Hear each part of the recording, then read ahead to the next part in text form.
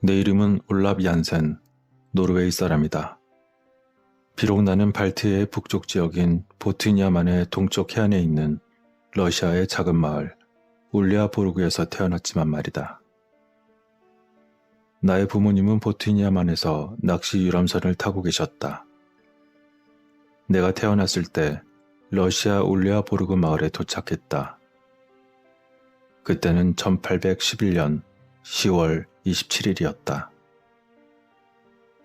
나의 아버지 옌스 얀센은 로포덴 제도 근처의 스칸디나비아 해안의 로드위그에서 태어났지만 결혼 후 스톡홀름에 집을 지었다. 어머니의 가족들이 그 도시에 살았기 때문이다. 나는 7살 때 아버지와 함께 스칸디나비아 해안을 따라 낚시 여행을 하기 시작했다. 나는 어렸을 때 독서의 소질을 보였었고 9살 때 스톡홀름의 사립학교에 입학해서 14살까지 살았다. 그 후 나는 아버지와 함께 정기적으로 낚시 여행을 하곤 했다. 나의 아버지는 키가 6피트 3인치이고 몸무게도 제법 많이 나가는 전형적인 노르드인이고 내가 아는 어떤 남자보다도 인내심이 강했다.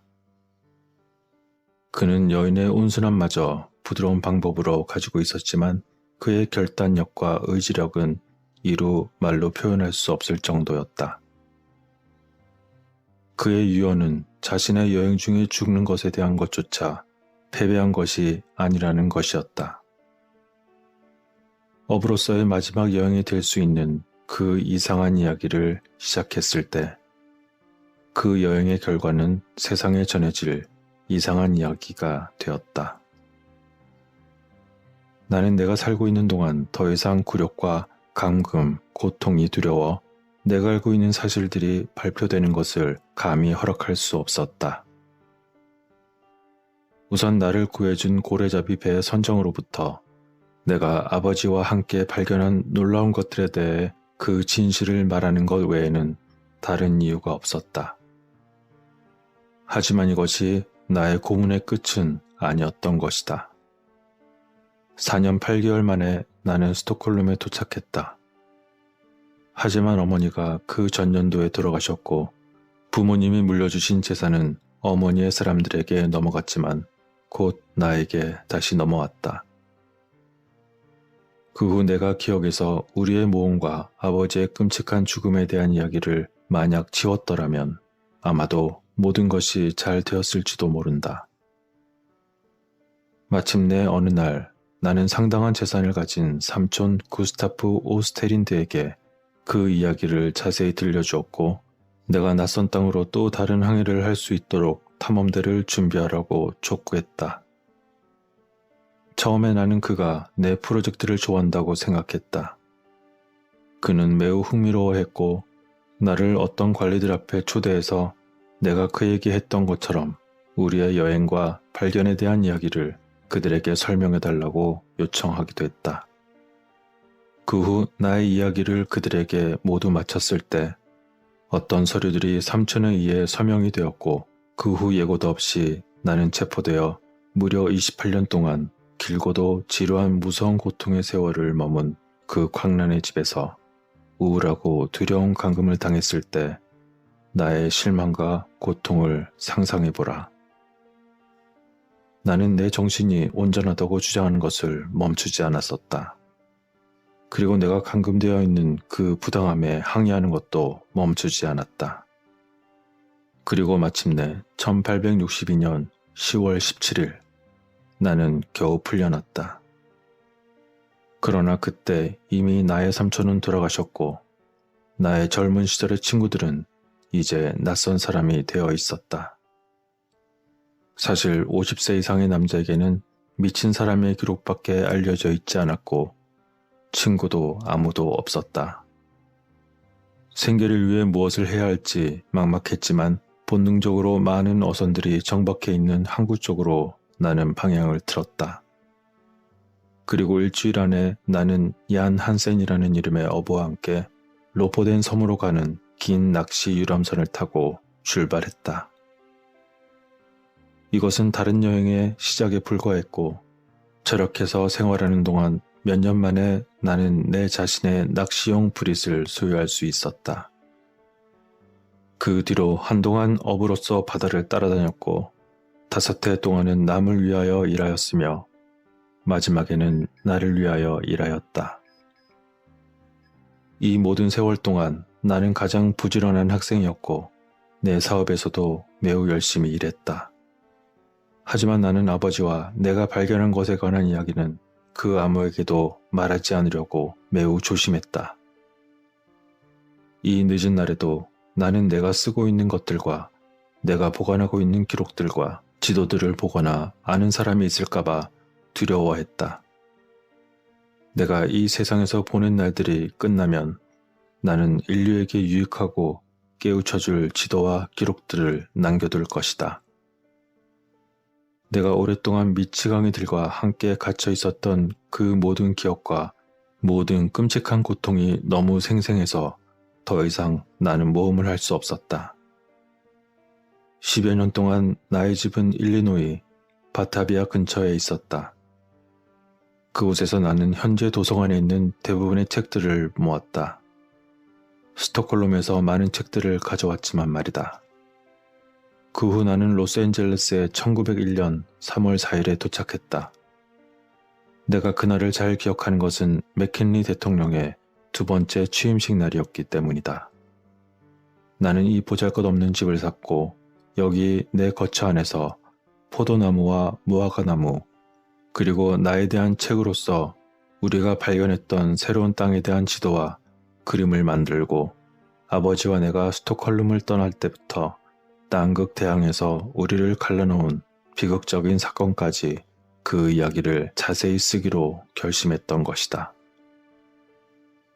나는 우리가 1829년 4월 3일에 낚시터에서 스톡홀름을 떠나 남쪽으로 항해하여 왼쪽의 고트랜드 섬과 오른쪽의 올랜드 섬을 떠났던 것을 잘 기억하고 있다. 며칠 후 우리는 덴마크와 스칸디나비아 해안을 가르는 소리를 뚫고 나아갔다. 이윽고 우리는 크리스티안산드라라는 마을에서 이틀을 쉬게 되었다. 그리고 나서 서쪽으로 스칸디나비아 해안을 돌아 로포덴 제도로 향했다. 아버지는 매우 의기양양하셨는데 스칸디나비아 해안을 따라 있는 뱃놀이 마을 중 한 곳에서 우리가 잡은 물고기를 파는 대신 스톡홀름에서 지난번 잡았던 어획으로 받은 훌륭하고 만족스러운 수익 때문이었다. 그는 특히 작년에 프란츠 조렙 랜드의 서쪽 해안에서 발견한 상하의 엄니를 팔아서 매우 기뻐했다. 그리고 이번에는 대구, 청어, 고등어, 연어 대신 상하로 낚시를 할 수 있을 만큼 운이 좋았으면 좋겠다는 희망을 표현하기도 했다. 우리는 위도 71도 40분인 해머페스트에서 며칠간 쉬게 되었다. 여기서 우리는 일주일을 더 머물면서 음식과 식수통을 추가로 공급받았고 그리고 나서 스피츠베르겐을 향해 항해를 하였다. 처음 며칠간은 탁 트인 바다와 바람도 불었었고 많은 얼음과 빙산도 만났다. 우리의 작은 낚싯대보다 더 큰 배는 빙산의 미로 사이로 미끄러져 들어가거나 간신히 열려있는 수로를 비집고 들어갈 수 없었을 것이다. 이 괴물 같은 빙산들은 마치 거대한 대성당과 환상적인 산맥의 끊임없는 크리스탈 궁전의 연속을 보여주는 듯했고 음침하고도 단단한 바위에 우뚝 솟은 절벽처럼 움직이지 않고 안달하는 바다의 파도에 저항하는 스핑크스처럼 매우 조용했다. 많은 좁은 수로의 탈출 후에 우리는 6월 23일 스피츠베르겐에 도착했고 짧은 시간 동안 정박하는 동안 그곳에서 우리는 꽤 좋은 상태였다. 그런 다음 닻을 올리고 히로펜 해협을 항해하여 북동쪽 육지를 따라 해안으로 나아갔다. 남서쪽에서 강한 바람이 불어왔고 나의 아버지는 우리가 그것을 이용하여 프란츠 요제프 랜드에 도착하는 것이 좋겠다고 말씀하셨다. 그곳에서 그는 우연히 스톡홀름에서 상하 엄니를 발견했고 그 상하는 그에게 좋은 가격을 가져다 주었다. 이렇게 많은 해조류를 본 적이 없었다. 당시 해조류가 너무 많아서 해안선에 있는 바위를 숨기고 하늘을 어둡게 할 정도였다. 며칠 동안 우리는 프란츠 요제프 랜드의 바위 투성이 해안을 따라 항해를 했다. 그리고 마침내 좋은 바람이 불어서 서해안을 항해할 수 있게 되었고 24시간 후에는 아름다운 만에 도달하게 되었다. 그곳이 먼 노스랜드라는 것을 우리는 믿기 힘들었다. 그 장소는 식물이 자라는 녹색이었고 그 지역이 1에서 2에이커 이상을 차지하지는 않았지만 그곳의 공기는 매우 따뜻하고 고요했다. 걸프 스트림의 영향력이 가장 강하게 느껴지는 지점인 것 같았다. 동해안에는 수많은 빙산이 있었지만 우리는 여기 열린 물속에 있었다. 하지만 우리 서쪽 멀리에는 얼음 덩어리들이 있었고 서쪽 멀리에는 얼음이 낮은 언덕처럼 나타났다. 우리는 도이체 신화론 778쪽의 야코 그림의 펜에서 다음과 같은 내용을 찾을 수 있다. 그때 보르의 아들들은 우주 한가운데 아스가르드라고 불리는 도시를 지었다. 신들과 그 친척들이 살고 있고 그 거주지로부터 땅과 그 위 하늘에서 아주 많은 놀라운 것들을 만들어냈다. 그 성읍에는 일리드잘프라는 곳이 있는데 오딘이 높은 자리에 앉으면 온 세상을 보고 사람의 모든 행위를 분별한다고 했다. 나의 젊은 시절의 기억으로는 좋은 아버지는 항상 열정으로 불타올랐고 나는 이렇게 소리쳤다. 왜 이 좋은 땅으로 항해를 하지 않는 거지? 하늘은 맑고 바람은 좋고 바다는 이렇게 열려있는데 말이야. 그러자 그때 아버지의 얼굴에 나타난 기쁜 놀라움의 표정을 나는 지금도 생생히 기억하고 있다. 그는 나를 향해 얘야, 너는 나와 함께 가서 탐험할 의향이 있니? 인간이 모험해 본 곳보다 훨씬 더 멀리 갈 의향이 있나 말이다. 라고 물었고 나는 긍정적으로 대답했다. 그러자 아버지는 좋았어 라고 대답하셨고 곧 다음과 같이 말씀하셨다. 오딘 신이 우리를 지켜주시기를. 그리고 돛을 재빨리 조정하면서 그는 우리의 나침판을 힐끗 보았고 열린 해협을 통해 북쪽 방향으로 뱃머리를 돌렸다. 그렇게 우리의 항해는 시작이 되었던 것이다. 1월 23일, 2명의 선원과 함께 2명의 에스키모가 케이프 럽턴으로 갔다. 그들은 그곳이 눈이 닿을 수 있는 곳까지 펼쳐진 탁 트인 바다라고 알려주었다.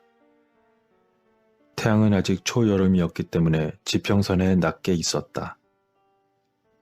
사실 우리는 얼어붙은 밤이 다시 찾아오기 전에 거의 4개월간의 하루를 앞두고 있었다. 우리의 작은 낚싯대는 마치 모험을 갈망하는 우리처럼 앞으로 튀어나왔고 36시간이 지나지 않아 우리는 프란츠 요제프 랜드의 해안선에서 가장 높은 지점도 보이지 않게 되었다. 우리는 북동쪽으로 흐르는 강한 물살에 있는 것 같았다. 멀리 오른쪽과 왼쪽은 빙산이었지만 우리의 작은 슬리프는 협곡을 뚫고 수로를 지나 외해로 나아갔다. 수로가 너무 좁아서 배가 작지 않았다면 우리는 결코 통과할 수 없었을 것이다.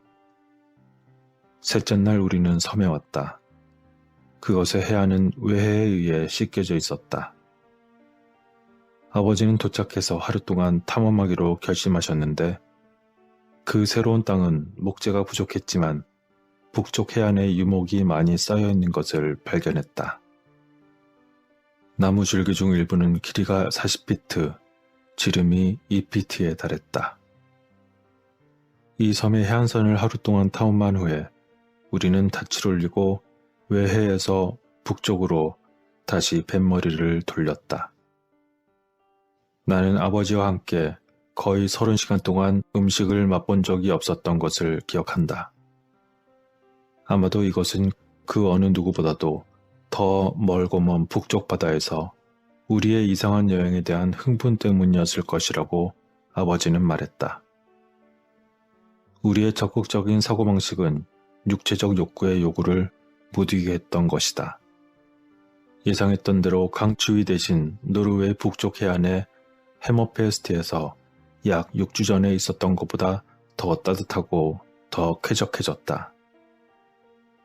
우리 둘 다 솔직히 배가 많이 고팠다고 인정했고 나는 즉시 잘 보관된 저장소로 가 쉴 수 있는 식사를 준비했다. 우리가 진심으로 파티를 열고 있었을 때 나는 아버지께 내가 졸지도 모를 거라고 말했다. 왜냐하면 나는 꽤 졸리기 시작했기 때문이다. 그러자 아버지는 좋아 라고 대답했고 그 자신이 지켜보고 있겠다고 하셨다. 그 후 나는 내가 얼마나 오래 잤는지 알 길이 없었다. 단지 내가 무리하게 슬프 소동에 의해 깨어났다는 것을 알고 있었을 뿐이다. 놀랍게도 나는 아버지가 곤히 자고 계신 것을 발견했다. 그리고 나는 그에게 성급하게 부르짖었고 그는 재빨리 일어났다. 사실 그때 그가 즉시 배의 난간을 붙잡지 않았다면 그는 확실히 들끓는 파도 속으로 던져졌을 것이다. 맹렬한 눈보라가 배 주위로 휘몰아치고 있었다. 바람은 직격탄을 날렸고 엄청난 속도로 슬프를 몰고 다녔고 매 순간마다 우리를 전복시키려 위협했다. 우리는 지체할 시간이 없어서 돛을 즉시 내려야 했다. 그리고 우리의 배는 경련을 일으키며 비틀거리고 있었다. 우리가 알고 있는 빙산 몇 개가 우리 양쪽에도 있었지만 우리는 운 좋게도 그 수로는 바로 북쪽으로 열려 있었던 것이다. 하지만 지평선을 왼쪽에서 오른쪽으로 감싸고 있는 우리 앞에는 기화와 같은 안개가 잔뜩 끼어 있었던 것이다. 우리는 물가의 이집트 밤처럼 검고 수증기 구름처럼 하얀 물 위로 천천히 향했다. 그리고 그것은 내리는 하얀 눈송이와 섞이면서 우리는 마침내 시야를 잃고 말았다. 그것이 위험한 빙산을 덮었는지 아니면 우리의 작은 슬루프가 우리를 물속에 파묻혀 무덤으로 보낼 다른 숨겨진 장애물을 덮었는지 그것이 아니라면 단지 북극 안개의 현상에 불과했는지 도무지 판단할 방법이 없었던 것이다. 우리가 어떤 기적으로 말미암아 완전한 멸망을 면할 수 있었는지 나도 모르겠다. 우리의 작은 선박이 마치 뼈 마디가 부서지는 것처럼 삐걱거리면서 신음했던 기억이 난다. 그것은 마치 소용돌이처럼 또는 어떤 사나운 물살에 붙잡힌 것처럼 흔들리고 비틀거렸다. 다행히도 우리 나침판은 긴 나사로 크로스빔에 고정이 되어 있었다. 그러나 대부분의 식량이 굴러나와 갑판에서 쓸려 나가고 말았던 것이다. 우리가 처음부터 슬루프 돛대 단단히 우리의 몸을 묶기 위해서 주의를 기울이지 않았다면 우리는 아마도 매질하듯 난폭한 바다로 쓸려 들어가고 말았을 것이다. 맹렬한 파도의 굉음 속에서 나는 아버지의 목소리를 들었다. 얘야, 용기를 내라. 그가 소리쳤다. 오딘은 물의 신이요, 용감한 자의 동반자요, 우리와 함께 있다. 걱정 말거라. 그때 나는 우리가 끔찍한 죽음에서 벗어날 가능성이 전혀 없는 것처럼 보였다. 작은 슬루프는 물을 운반하고 있었고 눈이 부실 정도로 빨리 내리고 있었으며 파도는 무분별한 흰색 붐으로써 우리의 카운터 위로 떨어지고 있었다. 어떤 순간에 우리가 떠내려가는 얼음 덩어리에 부딪혀야 하는지도 알 수 없었다. 엄청난 파도가 우리를 산더미 같은 파도의 봉우리까지 끌어올린 다음 마치 낚싯대가 부서지기 쉬운 껍데기인 것처럼 우리를 바다의 구유 깊은 곳으로 떨어뜨릴 것만 같았다. 거대하고 흰 뚜껑의 파도가 진짜 벽과 같이 우리를 앞뒤로 울타리처럼 막고 있었던 것이다. 그러한 끔찍한 시련은 이름 모를 긴장감과 두려움의 고통과 함께 무려 3시간 이상 지속되었고, 우리는 그 가운데 계속해서 맹렬한 속도로 앞으로 내몰리고 있었다. 그런데 갑자기 마치 광란의 노력에 실증이 난 것처럼 바람이 점점 그 난폭함을 가라앉히고 잦아들기 시작했다. 마침내 우리는 완전히 평온해지게 되었다. 그 많던 안개도 사라졌고 우리 앞에는 빙산 몇 개가 오른쪽으로 멀리 떨어져 있었고 왼쪽으로 작은 빙산들로 이루어진 간헐적인 군도가 있는 10에서 15마일 넓이의 빙하가 있었던 것이다. 나는 아버지가 말씀하실 때까지 침묵을 지키기로 결심했고 아버지를 그저 가까이서 지켜봤다.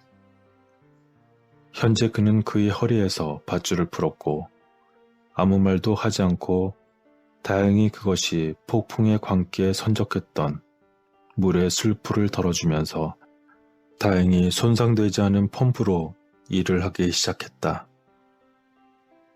그는 마치 낚시 그물을 던지는 것처럼 침착하게 슬로프에 돛을 올리고 그리고 나서 유리한 바람을 맞을 준비가 되었다고 나에게 말했다. 정말 그의 용기와 끈기는 놀라울 따름이었다. 우리는 조사 결과 우리가 가지고 있던 식량의 3분의 1도 채 되지 않는 양식이 남아있는 것을 발견하게 되었고 한편으로는 우리가 배가 격렬하게 침몰하는 동안 물통마저 물 밖으로 쓸려 나갔다는 것을 알게 되었던 것이다. 물통 2개가 메인 홀드에 있었지만 그것은 둘 다 비어 있었다. 식량은 비록 충분하다고 할 순 없지만 어느 정도 있었고 하지만 깨끗한 물은 전혀 없었다. 나는 우리의 처지가 끔찍하다는 것을 단번에 깨달았다. 나는 그때 몹시 목이 말랐다. 그러자 아버지가 정말 안 좋은 상황이군 하고 말씀하시며 아버지는 우리가 흠뻑 젖었으니 어서 옷을 말려야 한다면서 이렇게 말씀하셨다. 내 아들아, 오딘 신을 믿거라. 용기를 잃지 말고 희망을 버리지 말거라. 그때 우리 머리 위에 태양은 비스듬히 내리쬐고 있었다. 마치 우리가 멀고 먼 노스랜드가 아닌 남도 위에 있는 것처럼 말이다. 그것은 주위를 휘돌고 있었고 그것의 궤도는 항상 볼 수 있었으며 매일 점점 더 높이 상승하고 자주 안개로 덮여 있었다. 우리 오른쪽 멀리 있던 빙산을 향해 프리즘을 쬐는 광선은 매우 아름다웠다. 그들의 반사된 모습은 사파이어색 가넷, 다이아몬드의 성강을 내뿜고 있었다. 그 아래는 녹색으로 물든 바다, 그리고 위에는 보라색 하늘을 볼 수 있는 수많은 색과 모양의 불꽃 같은 파노라마가 펼쳐져 있었다. 나는 보관함에서 음식과 빈 그릇을 바쁘게 꺼내면서도 억지로라도 나의 갈증을 잊으려고 노력했다. 옆 난간 너머로 손을 뻗어서 나는 손과 얼굴을 씻을 목적으로 그릇에 물을 채웠다. 그런데 놀랍게도 물이 내 입술에 닿았을 때 나는 소금 맛을 전혀 느낄 수 없었다. 나는 그러한 발견에 깜짝 놀라고 말았던 것이다. 그리고 나는 놀란 나머지 아버지! 라고 불렀고 나는 꽤나 숨을 헐떡이며 물이 신선해요. 그러자 아버지가 급히 나를 돌아보며 소리쳤다. 뭐라고 올라프? 말도 안 되는 소리를 하는구나. 이곳엔 땅이 없단다. 혹시 정신이 나간 건 아니냐? 그러한 아버지의 어이없다는 말을 들었지만 나는 다시 하지만 아버지, 이 물맛 좀 보세요. 하면서 울고 말았다. 그래서 결국 우리는 그 물이 정말 신선하다는 것을 알게 되었다. 확실히 그랬다. 그 물은 가장 자극적이지 않은 맛이었고 심지어 짠맛에 대한 어떤 의심도 없애주었다. 우리는 즉시 남은 2개의 물통을 가득 채웠다. 그리고 나의 아버지는 그것이 오딘과 토르 신들의 천상의 자비라고 선언했다. 우리는 기쁨으로 거의 제정신이 아니었지만 우리들의 배고픔은 우리의 강제적인 단식을 끝내게 했다.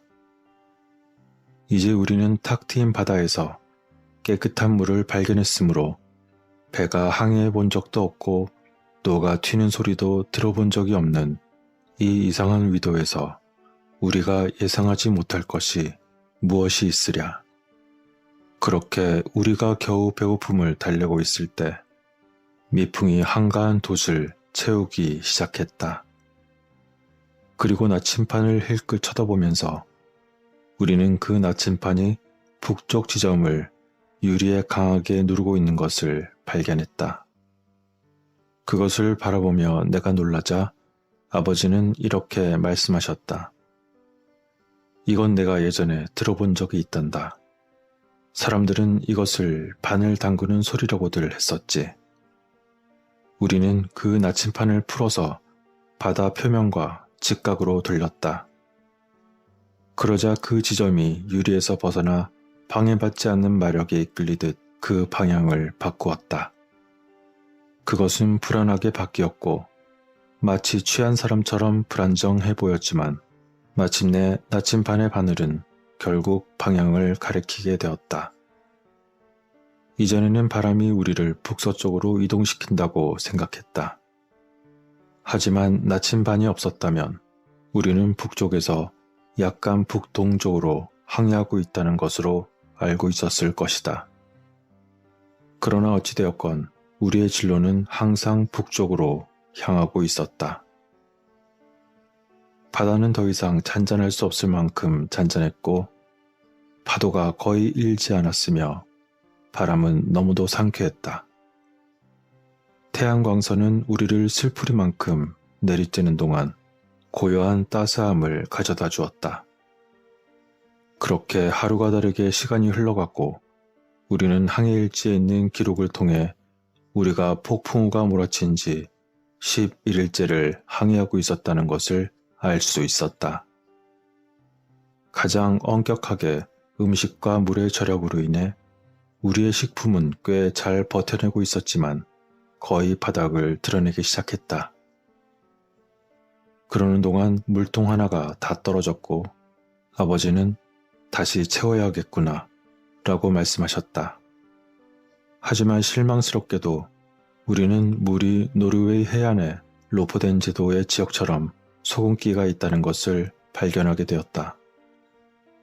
이것이 의미하는 것은 이제 우리가 남은 물통에 극도로 주의를 기울일 필요가 있다는 것이었다. 나는 대부분의 시간을 자고 싶어 했다. 그것이 알려지지 않은 물에서 항해하는 신나는 경험의 영향이었든 아니면 바다에서 일어난 폭풍에서의 우리의 몸에 대한 엄청난 흥분 사건으로부터의 휴식이었든 또는 음식이 부족했기 때문이었는지 알 수 없었기에 나는 말할 수 없었다. 나는 자주 우리의 작은 슬루프의 벙커에 누워 하늘의 푸른 돔을 멀리 바라보았다. 그리고 태양이 동쪽 멀리 빛나고 있음에도 불구하고 나는 항상 머리 위에 하나의 별을 보았다. 며칠 동안 내가 이 별을 찾았을 때 그것은 항상 우리의 바로 위에 있었던 것이다. 우리의 계산에 따르면 지금은 8월 1일쯤이었다. 태양은 하늘 높이 떠 있었고 너무 밝아서 며칠 전에 나의 관심을 끌었던 외로운 별을 더 이상 볼 수 없었다. 어느 날 이맘때쯤 아버지는 거의 수평선 앞에 있는 신기한 광경에 나의 주의를 환기시켜 나를 깜짝 놀라게 했다. 이것은 가짜 태양이야 라고 아버지가 소리쳤다. 나는 그것에 대해 책에서 읽은 적이 있다. 그것은 반사 또는 신기루라고 불리며 곧 사라질 게야. 그렇게 아버지가 말씀하셨지만 우리가 예상한 것처럼 이 칙칙하고 붉은 거짓 태양은 몇 시간 동안이나 사라지지 않고 있었다. 그리고 우리가 그것이 빛의 광선을 방출한다는 것을 의식하지 못할 정도로 적어도 매 24시간 중 12시간 동안 전면의 수평선을 휩쓸고 있는 소위 거짓 태양의 조명을 찾을 수 없었던 시간은 없었던 것이다. 구름과 안개는 때때로 위치를 거의 완전히 숨기지도 않았다. 우리가 앞으로 나아갈수록 그것은 불확실한 보랏빛 하늘에 수평선에서 점차 더 높이 올라가는 것 같았다. 그것은 둥근 모양을 제외하고는 태양을 닮았다기 말하기 어려웠으며 구름이나 바다 안개에 가려지지 않을 때 그 가짜 태양은 흐릿한 붉은 갈색의 구릿빛 외관을 띠고 마치 그 너머에 더 큰 빛을 반사하는 것처럼 밝은 구름처럼 하얀 빛으로 변했다. 우리는 마침내 이 연기 자욱한 용광로 색깔의 태양에 대한 논의에서 이 현상의 원인이 무엇이든 간에 그것은 우리 태양의 반사가 아니라 일종의 행성, 즉 현실이라는 것에 동의했다. 그 일이 있은 지 얼마 되지 않은 어느 날, 나는 극심한 졸음을 느끼며 깊은 잠에 빠졌다. 그러나 아버지가 내 어깨를 세게 흔들며 올라프, 일어나라. 땅이 보인다. 라고 흥분하시며 말씀하시는 것에 거의 즉시 깨어나고 말았다. 나는 벌떡 일어섰고, 그것은 정말 말로 표현할 수 없는 기쁨이었다. 저 멀리 그러나 우리의 길 바로 옆에 대담하게 바다로 돌출된 땅들이 있었다. 해안선은 눈이 볼 수 있는 거리까지 우리의 오른쪽으로 멀리 뻗어 있었고 모래 해변을 따라 온통 파도가 거친 거품을 일으키고 물러났다가 다시 앞으로 나아가며 단조로운 천둥 소리로 마치 깊은 곳에 노래를 부르듯 외치고 있었다. 그리고 그곳의 뚝은 온통 나무와 초목으로 덮여 있었다. 나는 이 발견에 대한 나의 기쁨을 말로 표현할 수 없었다. 아버지는 꼼짝도 하지 않고 서서 배 운전대에 손을 얹고는 정면을 바라보시면서 오딘과 토르 신들에게 감사기도와 감사의 마음을 표현하며 마음을 쏟아내고 계셨다. 그동안 우리가 창고에서 찾아낸 그물이 던져졌고 우리는 줄어드는 식량 재고에 실질적으로 추가되는 물고기를 몇 마리 잡았다. 우리가 또 다른 폭풍우가 올까 두려워 제자리에 고정시켰던 나침판은 스톡홀름에서와 마찬가지로 여전히 북쪽을 향하고 있었고 회전축을 중심으로 움직이고 있었다. 즉 바늘 담그는 소리가 멈췄던 것이다. 이것은 무엇을 의미하는 것일까? 그리고 우리의 여러 날 동안의 항해는 확실히 우리를 북극을 훨씬 지나치게 했다. 하지만 그런데도 바늘은 계속 북쪽을 가리키고 있었지만 우리의 방향은 이제 남쪽이기 때문에 우리는 매우 당황할 수밖에 없었다. 그 후 우리는 해안선을 따라 3일 동안 항해한 후 거대한 규모의 피오르드 또는 강 어귀에 이르렀다. 그것은 더 큰 만처럼 보였고 우리는 방향을 남쪽에서 약간 북동쪽으로 향하도록 우리의 어선을 돌렸다. 매 24시간마다 약 12시간 동안 우리를 도운 거센 바람의 도움으로 우리는 계속 내륙으로 나아갔고 그 후에는 큰 강이 되었으며 그곳은 주민들이 힛데겔이라고 불렀다. 우리는 그 후 열흘 동안 여행을 계속했고 운 좋게도 바닷물이 더 이상 영향을 미치지 않는 내륙의 먼 곳까지 도달했다는 것을 알게 되었는데 그 이유는 바닷물이 신선해졌기 때문이었다. 우리의 남은 물통이 거의 다 소진되었기 때문에 그 신선한 물의 발견은 그리 시간이 오래 걸리지 않았다. 우리는 잠시도 지체하지 않고 우리의 물통을 가득 채웠고 바람이 불 때 계속해서 더 멀리 강을 거슬러 올라갔다. 강둑을 따라 수마일에 달하는 거대한 숲이 해안선을 따라 뻗어있는 것을 볼 수 있었다.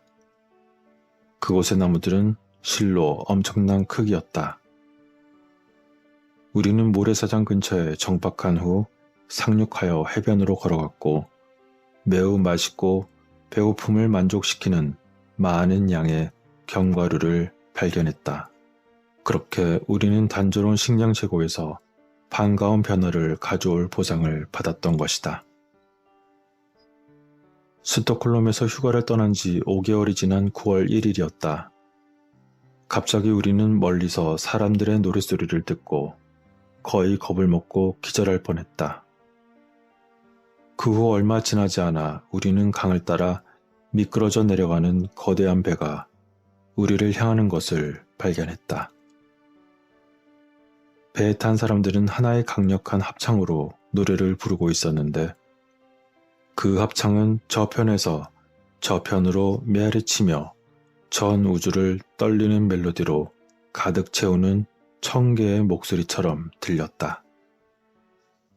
그 노래의 반주는 우리의 하프와 다르지 않은 현악기로 연주되는 것 같았다. 그것은 우리가 지금까지 본 어떤 배보다도 매우 큰 배였고 매우 다르게 제작된 것처럼 보였다. 이 특별한 시간에 우리의 슬루프는 해안에서 멀지 않은 곳에 있었다. 메머드 나무로 뒤덮인 강둑은 수백 피트 높이로 아름답게 솟아올라 있었다. 우리는 틀림없이 내륙으로 뻗어있는 어떤 원시림의 가장자리에 있는 것처럼 느껴졌다. 우리를 향해 오던 그 거대한 배는 잠시 멈춤과 동시에 즉시 보트 한 척이 내려졌고 거대한 키의 6명의 사람들이 우리의 작은 범선을 향해 노를 저었다. 그들은 이상한 언어로 우리에게 말했다. 그러나 우리는 그들의 태도를 통해 그들이 적대적이지 않고 우호적이라는 것을 느낄 수 있었다. 그들은 서로 많은 이야기를 나눴고 그들 중 한 명은 마치 우리를 발견하면서 매우 기이한 발견을 한 것처럼 아무렇지 않게 웃었다. 그들 중 하나가 우리 나침판을 훔쳐보았고 그것은 우리의 작은 범선의 다른 어떤 부분보다 그들에게 더 관심이 있는 것 같았다. 마침내 그들의 리더처럼 보이는 자는 우리가 그들의 배에 탑승하기 위해 우리의 작은 범선을 떠날 의향이 있는지 묻는 듯한 손짓을 했다. 그러자 아버지는 아들아, 너는 어떠니? 라고 아버지가 물으셨다. 그래서 나는 죽기밖에 더 하겠어요? 라고 아버지께 대답했다. 그리고 나는 그들이 비록 무시무시한 거인들이긴 하지만 우리들을 친절하게 생각하는 것 같아요, 아버지. 그리고 그들은 왕국의 연대에서 선발된 6명임에 틀림없을 거예요. 그들의 저 거대한 규모를 보세요. 라고 아버지께 대답했다. 그러자 아버지는 그래, 우리가 강제로 끌려가느니 기꺼이 가는 편이 낫겠다. 그들이 확실히 우리를 사로잡을 수 있기 때문이지 않겠니? 라고 웃으면서 말씀하셨다. 그리고는 아버지는 우리가 그들과 동행할 준비가 되어 있다는 것을 표시로 알려주었다. 그 후 몇 분이 안 되어 우리는 그 큰 배에 올랐고 약 30여 분이 흐른 후에 우리의 작은 낚시선은 이상한 종류의 갈고리에 의해 물 밖으로 들여올려졌고 그들의 호기심을 가득 담은 채 그 큰 배에 올려졌다. 그 배에는 수백 명의 많은 사람들이 타고 있었다. 우리가 발견한 이 거대한 배는 나즈라고 불렸다. 나중에 알게 된 사실이었지만 그 의미는 즐거움 또는 좀 더 적절한 해석을 하자면 즐거운 여행이라는 그러한 이름의 배였다. 만약 아버지와 내가 배 탑승자들에게 신기한 호기심으로 관찰된 것이라고 한다면 이 이상한 거인 종족은 우리에게도 똑같은 놀라움과 경이로움을 선사했던 것이다. 그곳에는 키가 무려 11에서 12피트, 즉 3.5m 정도 되지 않았을 사람은 단 한 명도 타고 있지 않았던 것이다. 그들 모두는 특별히 길지는 않지만 짧게 자른 것처럼 보이는 풀 수염을 기른 상태였다. 그들은 온화하고 매우 아름다운 얼굴을 하고 있었는데 매우 고운 얼굴에 붉게 달아오른 듯한 안색을 가지고 있었다. 어떤 사람들은 머리카락과 수염은 검은색이었고 다른 사람들은 모래색이었으며 또 다른 사람들은 노란색이었다. 우리가 그 큰 배를 지휘하는 고위 인사로 지명한 선장은 그의 동료들 중 그 누구보다 키가 컸다. 그리고 그곳 여성들의 키는 평균 11피트 정도였다. 특히 그들의 특징은 매우 규칙적이고 세련되었으며 그들의 안색은 건강한 광채를 바라는 고조된 가장 섬세한 색조였다. 남성과 여성 모두 우리가 좋은 양육의 징조로 간주하는 구김없는 태도를 소유한 것처럼 보였고 그들의 거대한 키에도 불구하고 어색함을 암시하는 것은 어느 하나도 보이지 않았다. 내가 겨우 19살밖에 되지 않은 소년이었기 때문에 나는 의심할 여지 없이 영국 민속 이야기에 등장하는 진정한 엄지손가락 크기의 작은 인간처럼 여겨졌다. 아버지의 키가 190cm가 넘는 6피트 3인치나 되었어도 이 백성들의 허리선 위로 정수리조차 들지 못했다.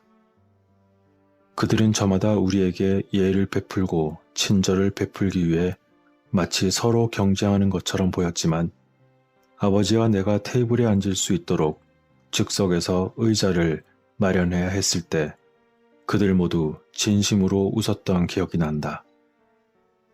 그들은 자신들 고유의 의상을 풍성하게 차려입고 있었고 매우 매력적이었다. 남자들은 실크와 공단으로 멋지게 수놓은 튜닉을 입었고 그들 허리에는 벨트를 메고 있었다.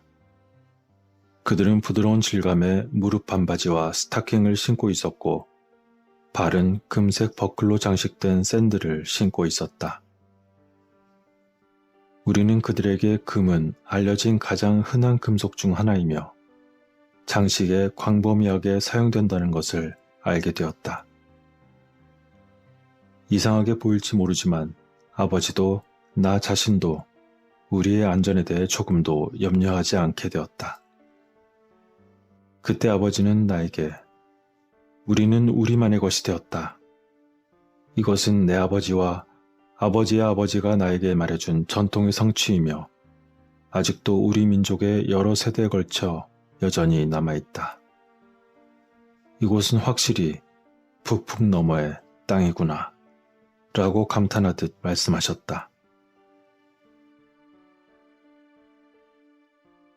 우리는 그들 중 한 명인 질 갈데아와 그의 부인에게 그들의 언어로 교육을 받을 목적으로 특별히 맡겨진 일에 깊은 인상을 받게 되었다. 그리고 우리는 그들이 우리를 가르치는 것만큼이나 그들에게 배우기를 열망했었다. 선장의 명령에 따라 그 큰 배는 교묘하게 이리저리 휘둘리며 강을 거슬러 올라가기 시작했다. 그들의 배는 소음은 없었지만 매우 강력했다. 양쪽의 뚝과 나무들이 마치 서둘러 지나가는 것처럼 보였다. 때로는 당시 배의 속도가 때때로 내가 지금까지 타본 어떤 철도 열차보다도 빠르고 멋졌다. 그동안 우리는 태양광선을 보지 못했지만 우리는 이미 우리의 관심을 끌었던 그 칙칙한 붉은 태양으로부터 나오는 내부의 광채를 발견했고 이제 우리 앞에 먼 구름뚝에서 겉으로 보이는 하얀 빛을 내고 있었다. 그것은 가장 맑은 밤에 보름달 2개보다 더 큰 빛을 뿜어내고 있었던 것이다.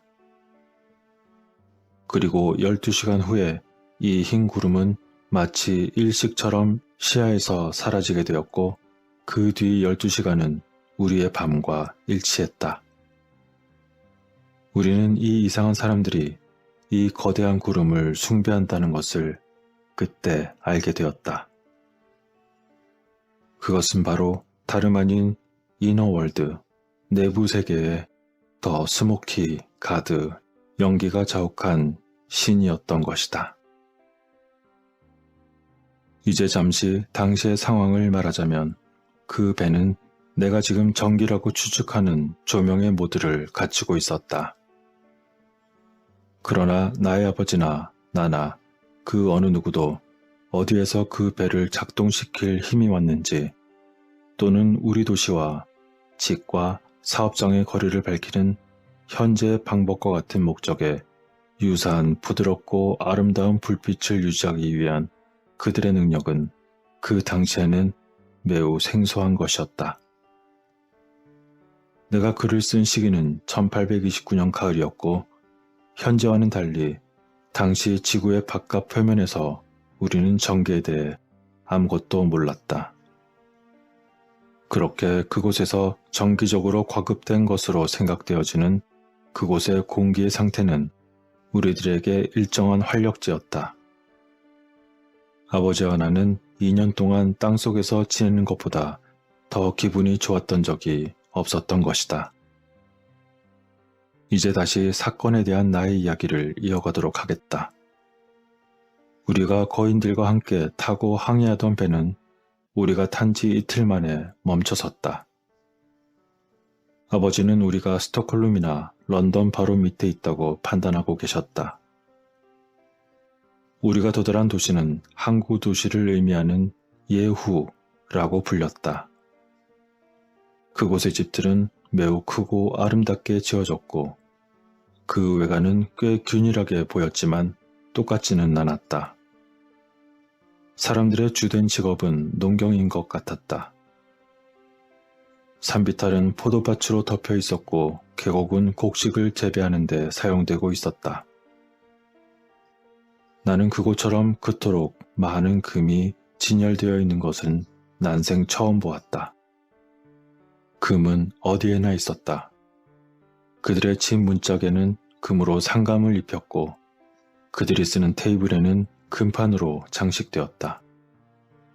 공공 건물의 돔은 금으로 만들어졌으며 또한 그것은 위대한 음악 사원의 마무리에 가장 아낌없이 사용되었다.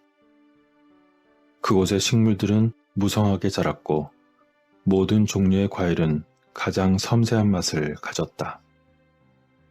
길이가 4피트, 5피트나 되는 포도송이들, 각각의 포도송이는 오렌지만한 크기, 그리고 사람의 머리보다 큰 사과는 지구 안쪽에 있는 모든 만물의 놀라운 성장을 상징하는 듯 했다. 캘리포니아의 거대한 삼나무들은 그곳의 사방으로 수마일에 걸쳐 뻗어있는 그곳의 거대한 삼림나무들에 비하면 단지 덤불에 불과한 것으로 여겨질 것이다. 산기슭을 따라 많은 방향에서 거대한 솥대가 우리가 강을 여행하는 마지막 날 동안 목격이 되었다. 우리는 에덴이라고 불리는 도시에 대해 많이 들었지만 1년 내내 예후라는 곳에 머물러 있었다. 그 시간이 끝날 무렵 우리는 이 이상한 종족의 언어를 상당히 잘 말하는 법을 배웠다. 우리의 강사였던 쥘 갈데아와 그의 부인은 정말 칭찬할 만한 인내심을 우리에게 보여주었다. 어느 날 에덴의 통치자로부터 온 사절이 우리를 찾아왔다. 그리고 이틀 내내 아버지와 나는 그들에게 일련의 놀라운 질문들을 받았다. 그들은 우리가 어디에서 왔는지, 그리고 어떤 종류의 사람들이 외부에 살고 있는지, 우리가 숭배하는 신은 무엇인지, 우리의 종교적 신념과 우리의 외부 낯선 땅에서의 생활 방식 및 수천 가지 다른 것들을 모두 알고 싶어 했다. 그 가운데 우리가 가지고 온 나침판은 특히 그들의 관심을 끌었다. 아버지와 나는 나침판이 여전히 북쪽을 가리키고 있다는 사실에 대해 서로 의견을 나누었다. 비록 우리는 이제 우리가 지구의 구멍의 곡선이나 가장자리를 지나 항해했다는 것을 알았고, 지구의 지각의 안쪽 표면에서 남쪽으로 멀리 떨어져 있었다는 것을 알고 있었다. 아버지와 나의 추정에 따르면 내부에서 외부 표면까지의 두께가 약 300마일 정도 되는 것 같았다. 상대적으로 말해서 그것은 달걀 껍질보다 두껍지 않아서 내부의 표면은 지구의 외부의 표면과 매우 비슷한 것 같았다. 아침 저녁으로 불타는 듯한 붉은 빛을 띠고 낮에는 아름다운 하얀 빛을 발하는 더 스모키 가드, 즉 연기가 자욱한 신이라는 희미한 붉은색의 거대한 구름이나 불덩어리 같은 공은 겉으로 보기에 지구 내부의 거대한 진공의 중심에 매달려 있는 것처럼 보였다. 불변의 중력의 법칙이나 또는 경우에 따라 반발하는 대기의 힘에 의해 그 자리를 고수하고 있는 것처럼 보였다. 나는 모든 방향에서 동일한 힘으로 끌어당기거나 밀어내는 알려진 힘을 말하는 것이다. 신들의 자리인 이 전기 구름 또는 중앙 조명의 바닥은 어둡거나 투명하지 않고, 그러한 스모키 가드가 있는 신의 거대한 지지대나 재단의 바닥에 있는 것처럼 보이는 수많은 작은 구멍들을 제외하고는 투명하지 않았다. 그리고 이 많은 구멍들을 통해 빛나는 빛들은 밤에 그 모든 화려함으로 반짝이고 별처럼 보였다. 마치 우리가 스톡홀름에 있는 우리 집에 있을 때 빛나는 별을 본 것처럼 매우 자연스러웠다. 다만 그쪽에서는 그것이 더 크게 보이는 것만 뺀다면 말이다. 그러므로 그 연기가 가득한 신은 지구가 매일 회전할 때마다 동쪽에서 떠서 서쪽으로 지는 것처럼 보였다. 마치 우리 외부 표면에 있는 태양과 같았던 것이다. 실제로 내부 사람들은 연기가 가득한 그 신이 여호와의 보좌라고 굳게 믿고 있었다. 그러므로 그곳의 밤과 낮의 효과는 지구에 매일 일어나는 회전에 의해 발생하는 것 같았다. 나는 그 이후로 내면 세계 사람들의 언어가 우리의 산스크리트어와 매우 유사하다는 것을 발견하게 되었다. 우리가 그곳 내부 대륙의 정부 중심부에서 온 특사들에게 우리 자신에 대한 설명을 한 후, 내 아버지는 그들의 요청에 따라 지구 바깥 표면에 대한 지도를 그렸고, 땅과 물의 분화를 보여주고 대륙과 큰 성과 바다의 각각의 이름을 알려주었다. 그 후 우리는 육로를 통해 에덴이라는 도시로 다시 옮겨졌다. 유럽이나 미국에서와는 다른 운송수단이었다. 그 차량은 당시에는 몰랐지만 지금 생각해보면 의심의 여지 없이 약간의 정기적 관련성이 있었던 것만 같았다. 그것은 소음이 전혀 없었고 완벽한 균형을 이루며 하나의 철대로 된 레일을 달렸다. 그 여행은 매우 빠른 속도로 이루어졌다. 우리의 기차처럼 철길을 놓기 위해 땅을 평평하게 하려는 어떠한 명백한 시도도 없었던 듯 보이는 그 철길을 따라 언덕을 오르내리고 계곡을 넘나들며 가파른 산의 측면 자력을 따라 우리는 이동하였다. 그 기차 속의 좌석은 거대하면서도 편안했고 차 바닥보다 매우 높았다. 각 차량의 꼭대기에는 고성능으로 보이는 플라이 휠이 나란히 놓여 있었는데 이것은 자동으로 조정되어 자동차의 속도가 증가할수록 이 플라이 휠의 속도는 기하학적으로 증가했다. 쥘 갈데아는 우리에게 이 회전하는 선풍기 모양의 바퀴들이 대기압이나 중력이라는 용어로 일반적으로 이해되는 것을 없애는 것이라고 설명해 주었다. 그리고 이 힘으로 우리가 타고 있던 차는 진공 상태에서처럼 가다가 만일 그 힘이 없어지거나 무거워지는 경우 한쪽 또는 다른 쪽 선로로 착지하기 때문에 안전하다고 했다. 또한 그 플라이 휠은 빠르게 회전하면서 소위 중력의 힘 또는 기압의 힘 또는 어떤 모든 지지되지 않는 물체들이 바닥으로 떨어지게 하는 것을 효과적으로 없앤다고 했다. 그 후 넓은 홀의 장엄한 웅장함 속에서 우리는 마침내 온 당을 다스리는 것처럼 보이는 대제사장 앞에 섰을 때 아버지와 나의 놀라움은 이루 말할 수 없었다. 그는 매우 화려한 옷을 입고 있었고 주변 사람들보다 훨씬 컸으며 키는 무려 4에서 4.5m보다 적을 수는 없어 보였다. 우리를 맞이한 그 거대한 방은 보석이 두텁게 박힌 매우 단단한 금으로 된 판으로 마감되어 놀라운 광채를 발산하는 것처럼 보였다.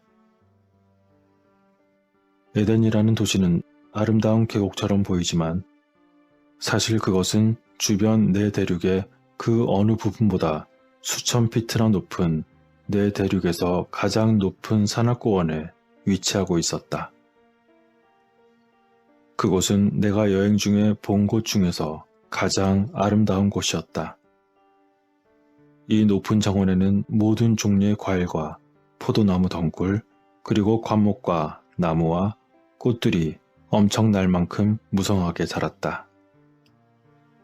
이 정원에서 4개의 강은 거대한 지하 분수에서 나온 것이라고 했다. 그것들은 4방향으로 각각 나뉘어 흐르고 있었는데 이곳은 주민들에 의해 지구의 배꼽 또는 인류의 요람이라고 불리고 있었다.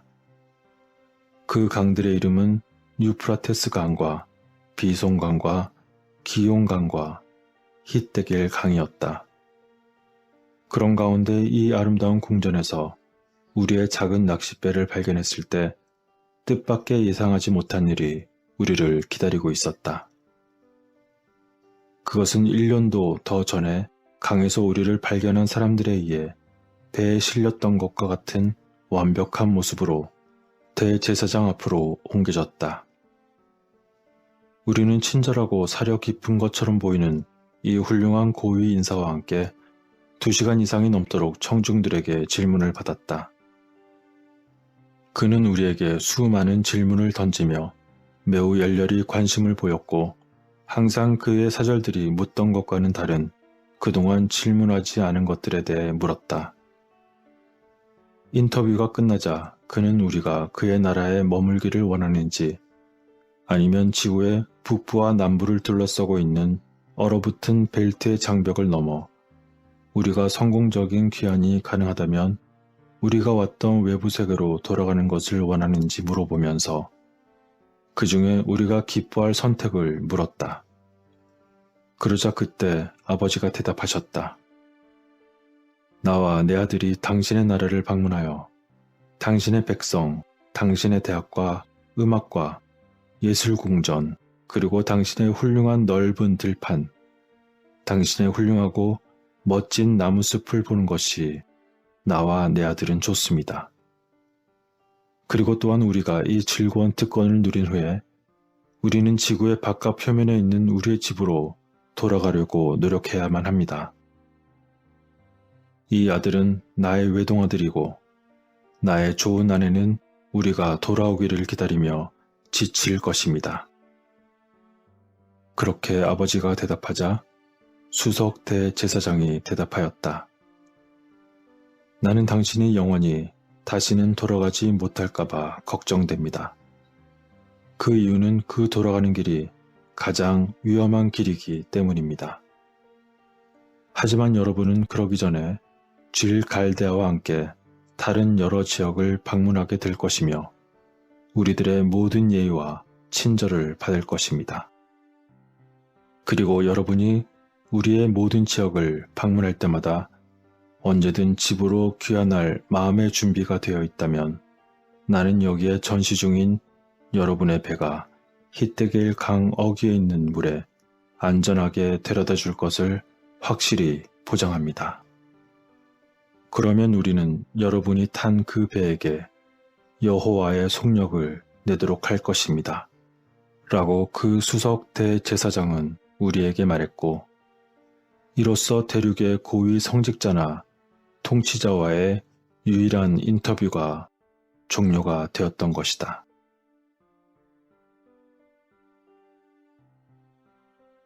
아버지와 나는 이곳의 남성들이 75세부터 100세까지 결혼하지 않고 여성이 결혼하는 나이가 조금 더 적으며 남성과 여성 모두 종종 600세부터 800세까지 살고 어떤 경우에는 훨씬 더 오래 산다는 것을 배웠다. 그 다음 해에 우리는 많은 마을과 성읍들을 방문했는데 그중 유명한 도시로는 니기, 델피, 헥테아였다. 그리고 나의 아버지는 우리들이 있던 원래 땅과 물의 경계에 대하여 그들이 대강 스케치한 지도들을 검토해달라는 요청을 6번이나 받았다. 나는 아버지가 스모키 신의 땅에 사는 거대한 인종들이 마치 우리들이 사는 세계의 스톡홀름의 일반적인 대학 교수들이 하는 것만큼 지구의 바깥 표면의 지리에 대해 거의 정확하게 알고 있다고 말한 것을 기억한다. 여행 중에 우리는 델피 근처에 있는 거대한 나무숲에 도착했다. 만약 성경의 에덴 동산에 대해 잉거솔, 톰 페인즈, 그리고 볼타이어 부부가 300피트 이상의 높이와 직경 30피트 이상의 나무들이 자라고 있다고 말했다면 나는 의심할 여지 없이 그들의 진술은 신화라고 선언했을 것이다. 하지만 이것은 캘리포니아에 거대하다고 생각했던 나무들이 이곳 내부 대륙에서 발견된 숲의 골리앗과 비교했을 때 너무도 보잘것없게 되었다. 이곳의 골리앗 나무들은 높이가 800에서 1000피트, 지름이 120피트에 이르렀고 셀 수 없이 많은 거대한 나무들이 있다. 그리고 바다로부터 수백 마일 떨어진 곳에 그들은 숲을 형성하고 있었다. 사람들은 매우 음악적이었고 예술과 과학, 특히 기하학과 천문학에서 놀랄 만큼 많이 배운 것 같았다. 게다가 그들의 도시들은 광대한 음악 궁전을 갖추고 있다. 이 거대한 종족의 2만 5천 명이나 되는 그 광활한 목소리로 이루어진 가장 숭고한 교향곡의 강력한 합창이 자주 터져나왔다. 아이들은 20살이 되기 전에 학교에 다니면 안 되었다. 그리고 그들이 20살이 되면 그들의 학교 생활은 그 이후로 30년 동안이나 시작되고 계속되는데 그 후 10년은 남녀 모두 한결같이 음악 공부에 전념하고 있었다. 그들의 주요 직업은 건축, 농업, 원예, 그리고 거대한 솥대의 사육, 그리고 땅과 물 위를 여행하는 그 나라 특유의 운송수단의 건설이었다. 내가 설명할 수 없는 장치에 의해 그들은 기류를 타고 그들 나라의 가장 먼 지역들 사이에서 서로 오가며 관계를 이어갔다. 모든 건물은 힘과 내구성, 그리고 아름다움과 대칭에 대해 더욱 특별히 신경 쓴 듯 세워져 있다. 그리고 건축 양식은 내가 다른 어떤 곳에서 본 것들보다 눈에 훨씬 더 매력적이었다. 지구의 내부 표면은 그곳의 약 4분의 3은 육지이고 약 4분의 1은 물이었다. 엄청난 규모의 강들이 많이 있는데 어떤 강은 북쪽 방향으로 흐르고 다른 강은 남쪽 방향으로 흘렀다. 이 강들 중 일부는 폭이 30마일이고 지구의 내부 표면의 북부 끝쪽에 남부에 있는 광대한 수로를 벗어난 물들이 북부 끝쪽의 낮은 온도를 거치면서 그 지역에 민물로 이루어진 빙산이 형성되었다. 그리고 나서 그들은 얼음의 거대한 혀처럼 바다로 밀려나갔다. 그것은 매년 2번 이루어졌고 그들 앞에 모든 것을 휩쓸었으며 격동적인 물들을 만들어내었고 그 물들은 비정상적일 정도로 너무도 신선했다. 우리는 유럽이나 아메리카의 숲에서 마주친 것보다 훨씬 더 큰 새로운 생명체의 무수한 표본들을 보았다. 지난 몇 년 동안 많은 종의 새들이 지구를 떠났다는 것은 잘 알려져 있다. 외부 세계에서 사라지는 조류의 종들이 그들의 거주지를 떠나 내부 세계로 망명을 찾는 것처럼 보였다. 내륙의 산간이든 바닷가든 간에 아버지와 나는 조류의 생명체가 매우 풍부하다는 것을 발견했다. 그들이 그들의 큰 날개를 펼 때 몇몇 새들은 끝에서 끝까지 30피트나 되는 크기로 보였다. 그것들은 매우 다양하고 색깔도 다양했다. 우리는 바위 가장자리에 올라가서 그 새들의 아래 둥지를 조사하는 것이 허락되었다. 그 둥지에는 알이 5개가 있었는데 그 알들의 각각의 길이는 최소 2피트, 지름은 15인치였다. 우리가 헥테아에 일주일 정도 다녀온 후 갈대아 교수는 우리를 만으로 데려갔다. 그곳에서 우리는 모래 해변을 따라 수천 마리의 거북이를 보았다. 나는 이 위대한 생명체의 크기를 말하기가 망설여진다. 그 거북이의 길이는 25에서 30피트, 너비는 15에서 20피트, 높이는 7피트나 되었던 것이다. 그들 중 한 명이 머리를 내밀었을 때 그것은 어떤 무시무시한 바다 괴물의 모습을 하고 있었다. 내부 세계의 이상한 조건들은 울창한 풀밭, 그리고 거대한 나무숲, 또한 모든 종류의 채소와 생물뿐만 아니라 훌륭한 동물에게도 매우 유리한 것 같았다. 그러던 어느 날 우리는 코끼리 떼를 보았다. 분명 500마리의 괴물들이 쉴 새 없이 코를 흔들고 있었다. 그들은 나무에서 큰 가지를 찢고 있었고 많은 헤이즐 덤불처럼 작은 성장 식물을 짓밟아 먼지로 만들었다. 그들은 평균 길이가 100피트 이상이었고 높이는 75에서 85피트까지 될 것이다. 내가 거대한 코끼리 무리를 바라보았을 때 나는 놀라서 그만 말문이 막혔고 아버지도 너무 놀라서 말문이 막히셨던 것 같았다. 아버지는 그들에 의해서 무서운 피해가 우리를 덮칠 것처럼 느끼셨는지 나의 팔을 꽉 잡으셨다. 우리는 이 거대한 숲에 있는 2개의 원자처럼 작은 존재였다. 그렇지만 다행히도 코끼리 무리가 그곳에 머무르고 있는 동안 이 거대한 코끼리 무리에 의해 우리는 관찰되지 않았다. 마치 양의 무리처럼 우리의 안내자를 따라다닌 덕분인 것 같았다. 그 거대한 코끼리들은 여행하면서 마주친 목초지에서 풀을 뜯어보고 때때로 깊은 울부짖음으로 온 땅을 뒤흔들고 있었다. 게다가 섬에는 코끼리가 아주 많았다. 그리고 그곳에는 모든 종류의 동물을 위한 양식이 있었다.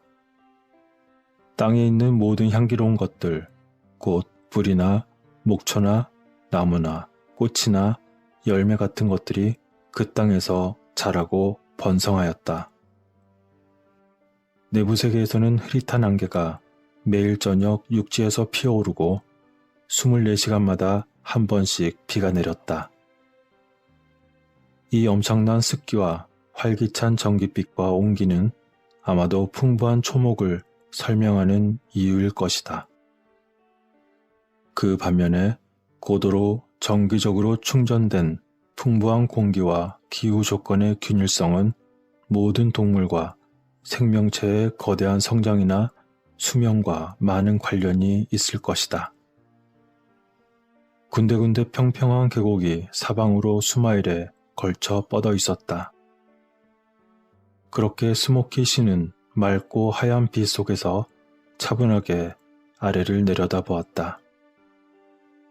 정기적으로 충전된 공기 중에 사라지는 속삭임처럼 부드럽게 뺨을 부채질하는 취기가 있었다. 자연은 바람의 희미한 속삭임 속에서 자장가를 불렀는데 바람의 숨결은 꽃봉오리 향기와 함께 매우 달콤했다. 내부 세계의 많은 도시들 중 몇 곳과 많은 중간 나라들을 방문하는데 1년 이상을 보낸 후 우리는 강에서 거대한 유람선에 의해 우리의 작은 배가 들어 올려진 지 2년 이상이 지난 후에 우리의 재산인 작은 범선을 다시 바다에 던지고 우리 자신을 되찾기 위해 노력하기로 결심했다. 아버지와 나는 우리의 소원을 그들에게 말했고 그들은 매우 아쉬운 듯 마지 못해서인 듯하지만 즉시 우리의 요구를 따라주었다. 우리를 보살피던 자는 아버지의 요청에 따라 지구 내부의 표면과 도시, 바다, 강 협곡과 만을 보여주는 다양한 지도를 아버지께 드렸다. 그들은 또한 우리가 작은 어선에 싣고 가려고 했던 금덩어리를 오히려 기꺼이 거의 알 만한 것들로 모두 주겠다고 아낌없이 제안했다. 시간이 지나 우리는 제우로 돌아왔고 그곳에서 우리는 한 달을 보내면서 우리의 작은 낚시 어선을 수리하고 정비했다. 그렇게 모든 것이 준비되었으므로 우리를 발견한 바로 그 배, 나스가 우리를 배에 태워 히데길 강 어기로 항해하였다. 우리의 거대한 형제들이 우리를 위해 작은 배를 띄워준 후 그들은 헤어질 때 진심으로 아쉬워했고 우리의 안전을 위해 많은 간청의 기도를 했다. 나의 아버지는 오딘과 토르 신에게 맹세했다. 아버지가 그때 신에게 맹세한 것은 반드시 1년에서 2년 안에 이곳에 다시 돌아와 그들을 다시 방문하겠다고 한 것이었다. 그리고 우리는 그들에게 작별을 고했다. 우리는 준비를 하고 돛을 올렸지만 바람이 거의 없었다. 거대한 친구들이 우리를 떠나서 그들의 귀한 여행을 시작한 지 1시간쯤 지난 것 같았다. 바람은 끊임없이 남쪽으로 불고 있었다. 즉, 바람은 지구의 북쪽 계구부에서 우리가 알고 있는 남쪽 방향으로 불었던 것이다. 하지만 우리 나침반의 손가락에 따르면 바로 그곳은 북쪽이었다. 사흘 동안 우리는 바람을 거슬러 항해하려고 노력했지만 그것은 소용이 없었다. 그때 아버지께서 말씀하셨다. 얘야, 이맘때쯤이면 우리가 왔던 길로 되돌아가는 것은 불가능하구나. 어째서 우리가 전에 이것에 대해 생각하지 않았는지 궁금하다. 우리는 거의 2년 반 동안 여기에 있었지 않니? 그렇기 때문에 이것은 태양이 지구의 남쪽에서 빛나기 시작하는 계절일 것이다. 스피츠베르겐 지방에는 길고 추운 밤이 계속되고 있다. 그렇게 말씀하시는 아버지에게 나는 물었다. 그럼 어떻게 할까요, 아버지? 그러자 아버지가 대답하셨다. 우리가 할 수 있는 일은 오직 한 가지뿐이란다. 그것은 바로 남쪽으로 가는 것이다. 따라서 그는 배를 돌려서 나침반 북쪽으로 출발했지만 사실은 바로 남쪽이었다. 바람은 강했고 우리는 같은 방향에서 주의해야 할 빠른 해류를 탄 것 같았다. 40일 만에 우리는 예상과는 달리 길퐁강 어기 근처에 있는 우리의 가이드였던 쥘 갈데아와 그의 아내와 함께 방문했던 도시 델피에 도착하고 말았다. 여기서 우리는 다시 이틀간 머물렀고 그 이전에 방문했을 때 우리를 환영했던 사람들과 같은 사람들에게 가장 환대를 받았다. 우리는 다시 그곳에서 몇 가지 추가적인 식량을 저장하고 북쪽의 바늘을 따라 다시 출항했다. 우리는 바깥으로 나가는 길에 좁은 수로를 통과했는데 이 수로는 두 개의 상당한 거리의 육지 사이에 갈라진 수역으로 보였다. 오른쪽에 아름다운 해변이 있어서 우리는 정차를 하기로 했다. 닻을 내리고 우리는 하루 동안 휴식을 취하기 위해 해안가로 걸어갔다. 우리는 불을 지피고 마른 유목재를 몇 개 피웠다. 그리고 아버지가 해변을 따라 걷고 있을 때 나는 거인들이 제공한 물자로 매우 먹음직스러운 요리를 준비했다. 지구의 남쪽 구멍에서 햇빛이 비쳐 들어오기 때문에 온화하고 밝은 빛이 비추고 있었다. 그날 밤 우리는 잠을 푹 자게 되었고 다음날 아침 눈을 떴다. 마치 스톡홀름에 있는 우리만의 침대에서 있었던 것처럼 말이다.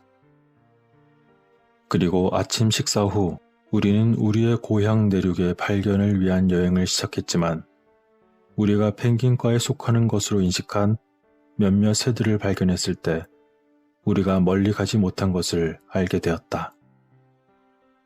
그들은 날지 못하는 새이지만 훌륭한 수영 선수이고 하얀 가슴과 짧은 날개 그리고 검은 머리, 긴 뾰족한 부리를 가진 엄청난 크기를 가지고 있었다. 그것들은 키가 9피트나 되었던 것이다. 그들은 별로 놀라지 않고 우리를 바라보는 것 같았고 현재는 물 쪽으로 걷기보다는 뒤뚱거리며 북쪽 방향으로 헤엄쳐 갔다. 그런 일이 있은 다음 100일 이상 동안 발생한 이벤트는 설명하기가 어렵다. 우리는 얼음이 없는 탁 트인 바다에 있었다. 우리가 11월이나 12월이라고 생각했던 달, 그리고 우리는 남쪽 태양의 방향이 바뀌었다는 것을 알게 되었다. 그러므로 스모키 신의 내부 정기적 빛과 그 온기 있는 따뜻함을 지나쳐 나갈 때 우리는 지구의 남쪽 계구부를 통해 비추는 태양의 빛과 따뜻함을 만나게 될 것이다. 우리가 틀린 것은 아니었다. 우리의 작은 범선이 지속적이고 끈질긴 바람에 의해 화살처럼 물을 헤쳐나간 적도 있었다. 사실 만약 우리가 숨겨진 바위나 장애물을 만났다면 우리의 작은 배는 불쏘시개로 쓰일 나무로 부서지고 말았을 것이다. 마침내 우리는 대기가 확실히 더 차가워지고 있다는 것을 알게 되었고 며칠 후 빙산이 멀리 왼쪽에서 목격이 되었다. 아버지는 돛을 가득 채운 바람은 내부 세계의 따뜻한 기후에서 온다고 주장했고 그의 주장은 옳았다. 1년 중 가장 좋은 때는 바깥 세계를 향해 질주하며 극지방 주변을 둘러싸고 있는 빙하의 열린 수로를 어슬렁거리는 우리의 낚싯배를 매만지던 때였다는 것을 나중에 알게 되었다. 우리는 곧 얼음 덩어리 속에 있게 되었고 우리의 작은 범선이 어떻게 통과하게 되었는지 알게 되었다. 좁은 수로를 뚫고 찌그러지는 것을 겨우 모면한 건 어찌된 영문인지 나도 모른다. 우리의 나침반은 남쪽 곡선이나 지구 껍데기의 가장자리를 지날 때 북쪽 입구에서 했던 것처럼 술에 취한 듯 신뢰할 수 없는 방식으로 마구 움직였다. 그것은 빙글빙글 돌고 내려앉아 마치 무엇에 홀린 것만 같았다. 어느 날 내가 우리 배의 옆면을 통해 맑은 물들을 바라보고 있을 때 아버지가 외치셨다. 앞을 살피거라.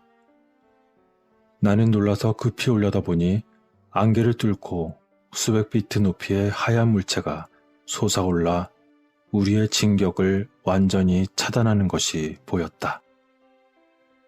우리는 그 즉시 돛을 내렸지만 그렇게 빨리 내리지는 못했다. 잠시 후 우리는 두 개의 거대한 빙산 사이에 끼어 있는 우리 자신을 발견했다. 각자 얼음산을 등지고 떼져가고 있었던 것이다. 그들은 마치 패권을 다투는 전쟁의 신과 같았고 우리는 매우 놀랐다. 사실 우리는 왕실 전투의 경계선 사이에 있었던 것이다. 얼음에 부서지는 듯한 천둥 소리는 계속되는 폭격과도 같았다. 집보다 더 큰 얼음 덩어리는 종종 측면 압력에 강력한 힘에 의해 100피트 위로 올려졌다. 그들은 몇 초 동안 몸을 떨고 흔들었다가 귀청이 터질 듯한 굉음과 함께 무너져 내리고 거품이 있는 물에서 사라졌다. 그렇게 2시간 이상 동안이나 얼음 거인들의 대화는 계속되었다. 마치 종말이 온 것만 같았다. 얼음의 압력은 굉장했고 우리가 얼음이 뒤섞인 위험한 부분에 갇히지는 않았지만 당분간은 안전하다고 생각했다. 하지만 얼음이 여기저기서 물속 깊이 튀어 떨어지면서 수톤의 얼음은 우리를 떨리는 공포로 가득 채웠다. 마침내 얼음의 분쇄가 멈추었고 몇 시간 만에 거대한 얼음 덩어리가 천천히 갈라졌다. 그것은 우리의 큰 기쁨으로 다가오는 것처럼 느껴졌다. 마치 신의 섭리가 행해진 것처럼 우리 바로 앞에 열린 수로를 내놓으신 것이다. 우리의 작은 배로 이 열린 장소로 뛰어들 수 있을까 겁이 났다. 만일 압력이 다시 가해진다면 우리 자신들뿐만 아니라 우리의 작은 배도 아무것도 아닌 상태로 그만 무너져 버릴 것이기 때문이다. 하지만 우리는 위험을 무릅쓰기로 결심했고 따라서 순풍에 돛을 올리고 곧 경주마처럼 출발했다. 이 알려지지 않은 좁은 수로의 개방에 도전하면서 말이다.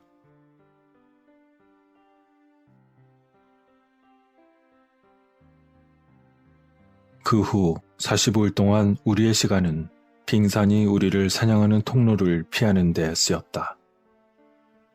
사실 불어오는 강한 남풍과 우리의 작은 배가 아니었다면 나는 이 이야기가 세상에 전해질 수 있었을지 의심스럽다. 마침내 아침에 아버지가 이렇게 말씀하셨다. 내 아들아, 우리는 이제 집에 가야 할 때가 다가온 것 같구나. 우리는 얼음을 이제 거의 통과한 것만 같다. 자, 보거라. 저 앞에 탁 트인 물이 우리 앞에 놓여있지 않니? 하지만 몇 개의 빙산이 북쪽 멀리에 포진해 있었고 우리는 양쪽에 여전히 열려있는 물속으로 떠내려갔는데 그것은 수마일에 걸쳐 뻗어 있었다. 그렇지만 우리와 나침반 바로 앞이자 북쪽에 탁 트인 바다가 있었다. 자, 이제 우리가 돌아가서 스톡홀름 사람들에게 들려줘야 할 우리의 이야기가 얼마나 멋지겠니? 그리고 또한 보관함에 보관되어 있는 그들이 준 금덩어리를 생각해보거라. 하고 아버지가 계속 말씀하시면서 모든 것을 포용할 것 같은 의기양양한 표정이 그의 정직한 얼굴을 밝게 했다.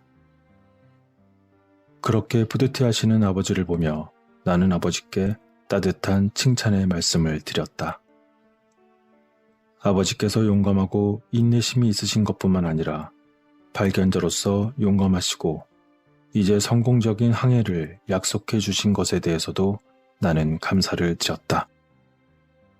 나는 또한 그가 우리가 집으로 운반하고 있던 많은 금을 모아준 것에 대해 감사를 드렸다.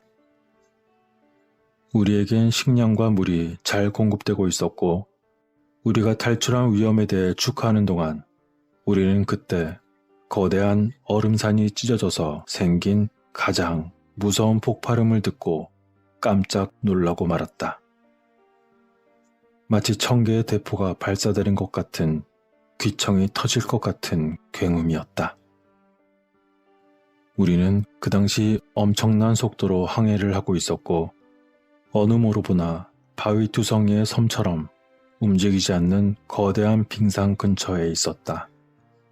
하지만 그러한 빙산이 갈라지고 또 갈라지는 것 같았다. 그래서 우리가 항해하던 거대한 얼음 괴물과의 균형은 무너지고 말았고 그것은 우리에게로 떨어지기 시작했다. 아버지는 내가 그 끔찍한 가능성을 깨닫기도 전에 재빨리 그 위험을 예상하셨다. 빙산은 수백 피트나 수면 아래로 떨어지면서 뻗어나갔고 물 위로 올라오는 부분은 마치 지렛대처럼 우리의 낚싯배를 잡아서 마치 족구공처럼 공중으로 던졌다. 우리의 보트는 빙산 위로 떨어졌고 이때 우리 옆이 정상으로 바뀐 것처럼 생각되었다. 하지만 내가 20피트쯤 떨어져 있는 동안 아버지는 아직도 그 배에 계셨고 그만 쇠사슬에 걸려 계셨던 것이다. 나는 재빨리 일어서서 아버지께 소리치려고 한 순간 아버지께서는 모두 잘 있거라 하고 대답하셨고 그때 모든 것이 현실임을 깨달았다. 공포에 또 공포가 밀려오고 나는 피가 얼어붙는 것 같았다. 빙산은 여전히 무섭게 움직이고 있었고 그것의 엄청난 무게와 넘어지는 힘은 빙산을 일시적으로 가라앉게 할 것이다. 나는 사방의 물속에서 그 물속에 가라앉는 빙산이 얼마나 주변의 것들을 빨아들이는 대혼란을 일으킬지 완전히 깨닫고 말았다. 그들은 인간이라는 먹잇감을 갈망하는 흰머리 늑대처럼 모든 분노 속에 우울증에 뛰어드는 것처럼 보였던 것이다. 그때 혼돈 속의 정신적 고통이 최고조로 달했을 때 나는 옆으로 누워있는 우리의 배를 힐끗 쳐다보면서 그것이 스스로 온전할 수 있을지 그리고 나의 아버지가 탈출할 수 있을지 궁금했던 것을 기억한다. 이것이 우리의 투쟁과 모험의 끝이었나? 이것이 죽음인 것인가? 이러한 모든 질문들이 순식간에 나의 머릿속을 스쳐 지나갔고 잠시 후 나는 생사의 갈림길에 섰다. 무거운 얼음 덩어리가 수면 아래로 가라앉았고 차가운 물이 미친 듯이 화가 나서 나의 주위를 콸콸거리며 몰아쳤다. 나는 사방으로 물이 쏟아져 들어오는 접시에 앉아있던 꼴이었고 잠시 후 나는 의식을 잃고 말았다. 내가 일부 정신이 돌아오려고 반쯤 물에 빠진 사람의 혼수 상태에서 깨어났을 때 나는 내 자신이 온통 젖어있는 상태에서 뻣뻣하게 거의 얼어있는 채 빙산 위에 누워있는 것을 알게 되었다. 하지만 나의 아버지나 우리의 작은 낚싯배의 흔적은 그 어디에도 없었다. 얼음 괴물은 스스로 회복을 했고 그것은 새로운 균형을 잡아 자신의 머리를 파도 위로 50피트 정도 들어 올렸다. 이 얼음섬의 꼭대기는 약 0.5에이커의 고원이었다. 나는 아버지를 너무나 사랑했고 아버지의 죽음의 끔찍함에 비탄에 빠져버리고 말았다. 나도 아버지와 함께 그 바다 깊은 곳에서 자는 것이 허락되지 않았다는 운명에 격분했다. 마침내 나는 일어서서 내 주위를 둘러보았다. 위쪽에 보라색 지붕의 하늘, 아래쪽에 해안 없는 녹색 바다, 그리고 가끔 보이는 빙산만이 보였다. 나는 절망감에 가슴이 철렁 내려앉았다. 그리고 나는 조심스레 얼음 괴물을 가로질러 반대편으로 가는 길을 택했다. 혹시나 하는 마음에 우리 여선이 스스로 바로 자리를 잡고 있기를 바라면서 말이다. 하지만 이러한 상황에서 감히 나의 아버지가 아직 살아계신다는 것이 가능한 것일까? 그것은 내 마음속에서 타오르는 한 줄기 희망에 불과했다. 하지만 그 기대는 나의 혈관에 있는 피를 따뜻하게 해주었고 내 몸의 모든 섬유질을 통해 희귀한 흥분제처럼 돌진하기 시작했다. 나는 빙산의 깎아지른 면으로 살금살금 다가가 여전히 희망하고 또 희망하는 마음으로 아래를 내려다보았다. 그리고 나서 나는 얼음 괴물 위에 동그라미를 만들게 되었다. 길의 모든 발자국들을 재차 확인하듯 나는 계속해서 주위를 맴돌았던 것이다. 나의 머릿속 한 부분은 확실히 미쳐가고 있는 반면에 또 다른 부분은 내 생각이지만 오늘에 이르기까지 완벽하게 이성적이었다. 나는 이 동그란 원을 그리며 돌고 있는 행위를 12번이나 했다는 것을 의식하고 있었다. 그리고 내 지능의 한 부분은 어떤 이유에서든 희망의 흔적은 전혀 없다는 것을 알고 있었다.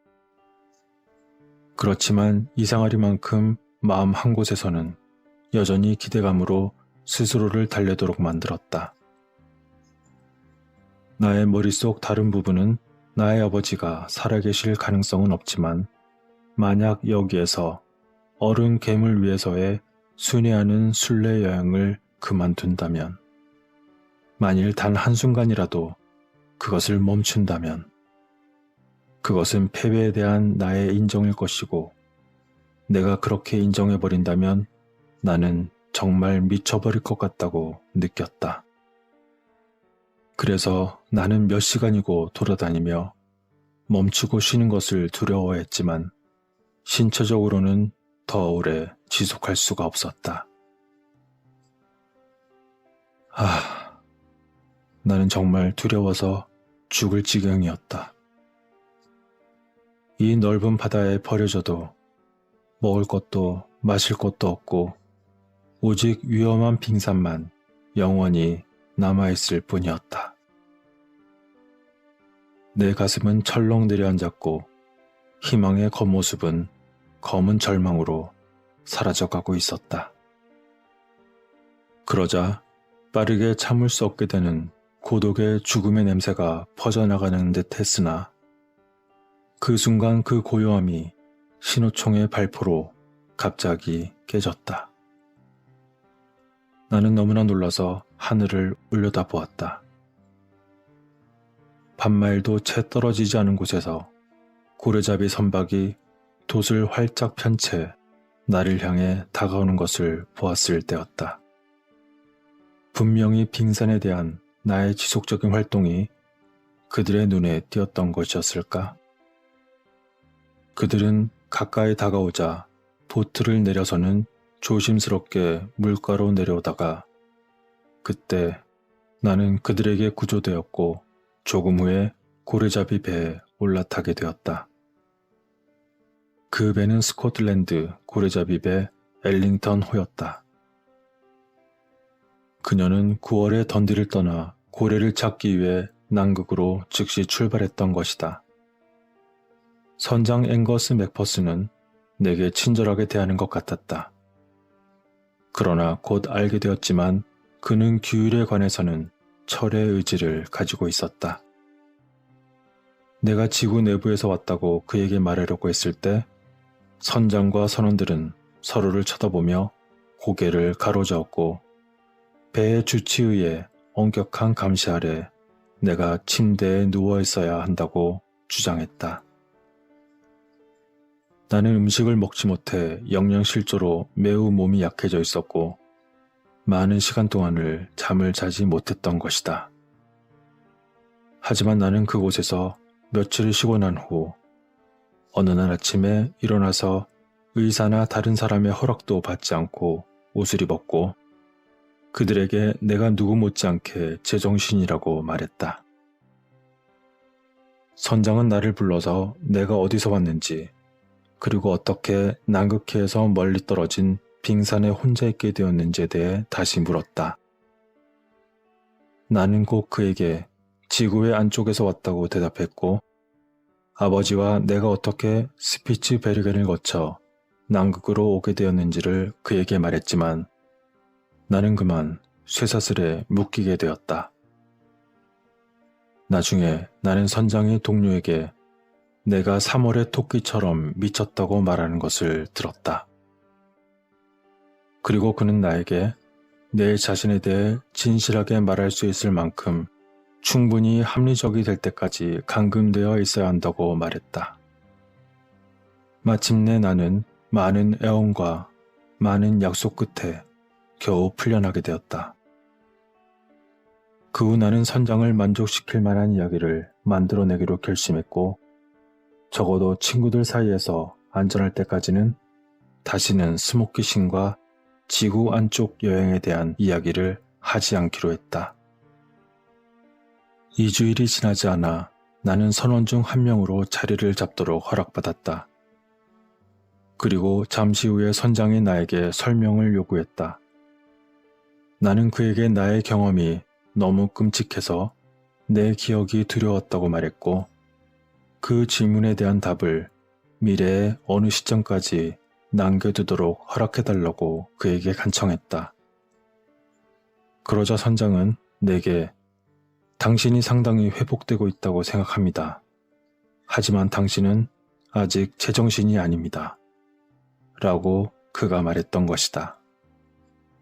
그래서 나는 선장에게 부디 내가 할 수 있는 일을 하도록 허락해 주십시오.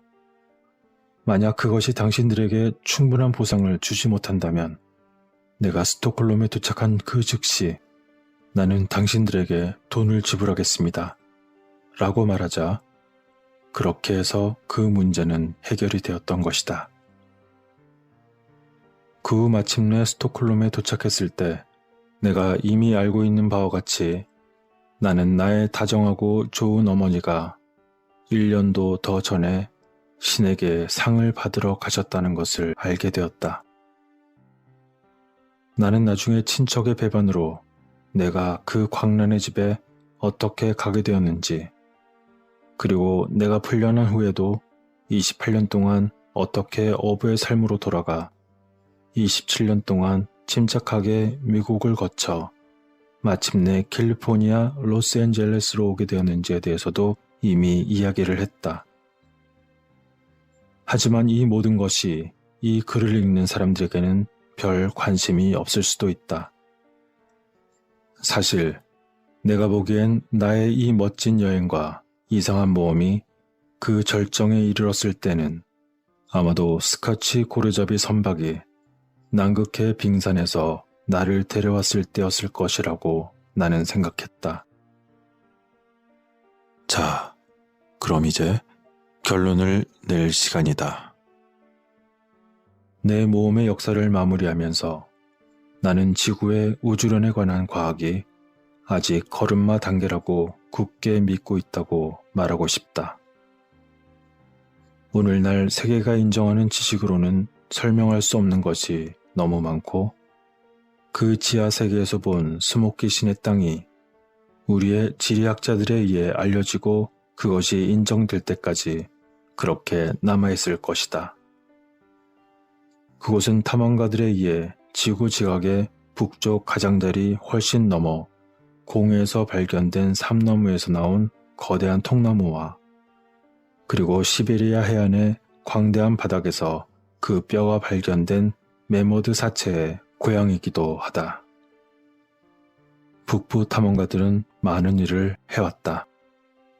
존 프랭클린경, 드헤이븐 그리넬경, 존 머레이경, 케인, 멜빌, 홀, 난센, 샤카, 그릴리, 피어리, 로스, 제라체, 그리고 베르나치, 암스텐, 아문슨, 그리고 다른 사람들은 모두 얼어붙은 빙벽의 성체를 습격하기 위해 노력했다.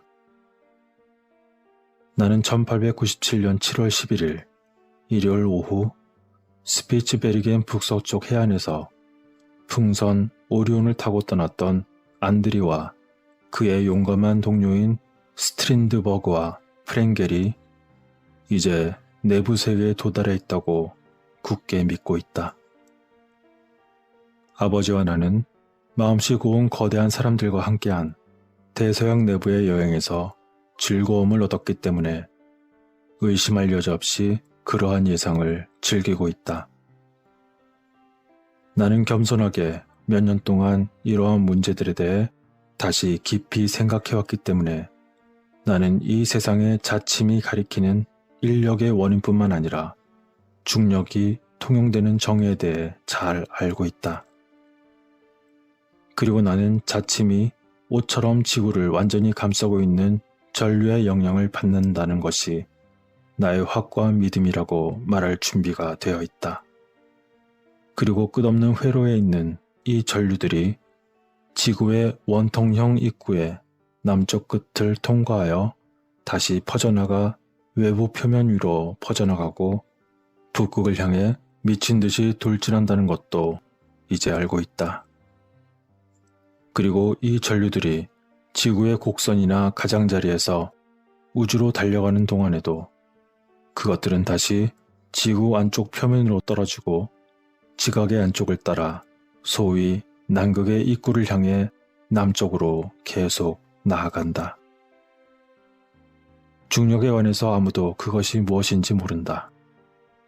왜냐하면 그 중력이라는 것이 사과를 떨어뜨리는 원인이 되는 대기압인지 아니면 지구 표면 아래 150마일 떨어진 곳에서 아마도 지구의 지각의 2분의 1을 통과하는 그것을 끌어당기는 강력한 로크스톤의 유인력이 존재하는지 아직 결정되지 않았기 때문이다. 그러므로 사과가 나무의 가지를 떠날 때 가장 가까운 저항 지점까지 끌어당겨지는지 아니면 그 아래로 추진되는지는 물리학과 학생들에게도 알려져 있지 않다. 제임스 로스경은 위도 74도에서 자성을 발견했다고 주장했다. 하지만 그것은 틀렸다. 마그네틱 흑은 지각에서 정확히 2분의 1 거리이다. 그러므로 만약 지각의 두께가 내가 추정하는 거리인 300마일이라면 지구의 자극은 의심할 여지 없이 지구 표면의 150마일 아래에 있기 때문에 어디서 실험하느냐가 문제가 되지 않는다. 그리고 지표면에서 150마일 아래에 있는 이 지점에서 그 중력은 멈추고 중화가 돼버리고 만다. 그리고 우리가 그 지점을 넘어서 지구의 내부 표면으로 갈 때 그 역방향 인력은 기하학적으로 증가하게 된다. 다른 150마일의 거리가 가로지를 때까지 말이다. 따라서 만약 런던, 파리, 그리고 뉴욕과 시카고 또는 로스앤젤레스의 지각에 약 300마일의 깊이만큼 구멍이 뚫린다면 그것은 두 표면을 연결할 것이다.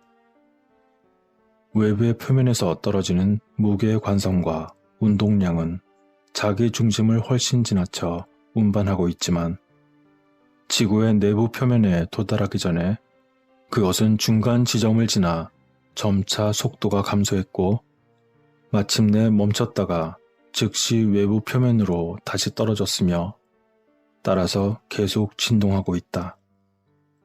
그것이 마침내 자기 중심부에 머무를 때까지 또는 그 특정 지점에서 지구의 외부 표면과 내부 표면 사이에 정확히 2분의 1 거리가 될 때까지 힘이 제거된 진자의 흔들림처럼 말이다. 나선형 회전으로 회전하는 태양의 회전은 매 시간 1000마일 또는 초당 약 17마일 이상의 속도로 거대한 전기 생성체를 만들어낸다. 이것은 거대한 기계이다. 이 거대한 기계는 기껏해야 자연의 원형을 미미하게 모방한 것일 뿐이다. 가장 먼 북쪽의 상류에 접한 내부세계이자 아틀란티스 대륙의 계곡은 가장 웅장하고 풍부한 꽃들로 덮여 있다. 수백 또는 수천 에이커가 아니라 수백만 에이커에 달하는 곳에서 나오는 꽃가루나 꽃들은 지구 태양의 나선형 선회나 바람의 동요에 의해 거의 모든 방향으로 멀리 운반된다. 그리고 지구 내부의 광대한 꽃 초원에서 나온 꽃이나 꽃가루들이 북극 지역의 색깔 있는 눈을 만들어내는 것을 북부 탐험가들은 너무나 어리둥절하게 생각했다.